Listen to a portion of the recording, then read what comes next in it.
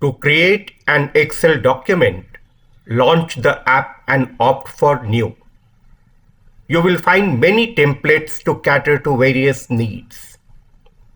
We can create calendar, prepare budget, make balance sheet, or maintain inventory using these templates.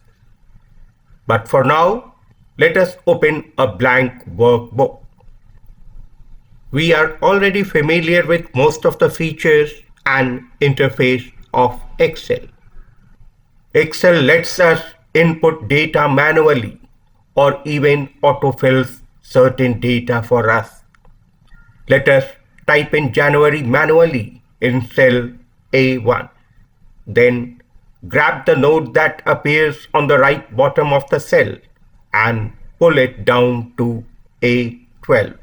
Is it not surprising to see that Excel has auto-filled in names of the months for us?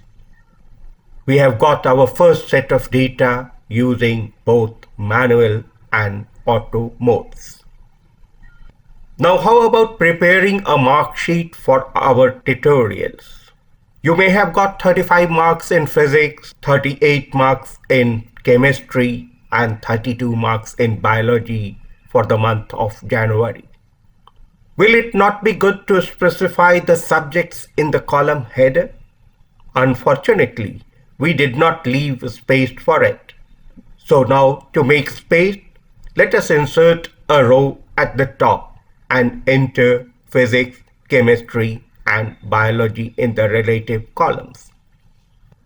While typing these in various cells, did you notice the status change from ready to enter on the status bar? Now, what if you notice a spelling error in chemistry? Simply go back to the cell and double click. This time note the status change from ready to edit. Replace E with I and then press enter to exit the cell. Enter some more data and observe the change in the status while doing so. With this, we have successfully created our first Excel document or the workbook. Now select the data by dragging the mouse over it. You will observe that the status bar displays the average, the count, and the sum of the selected data. We may like to save our first workbook before we exit. To do so, click on the File tab and then select Save As from the menu shown on the left. Enter a name in the specified space and press Save. Since I chose to save my workbook by the name of my first workbook, you will see this name on the Quick Access toolbar. We may now close the document either by pressing the cross on top right or choosing the Close button from the menu accessed via the File tab.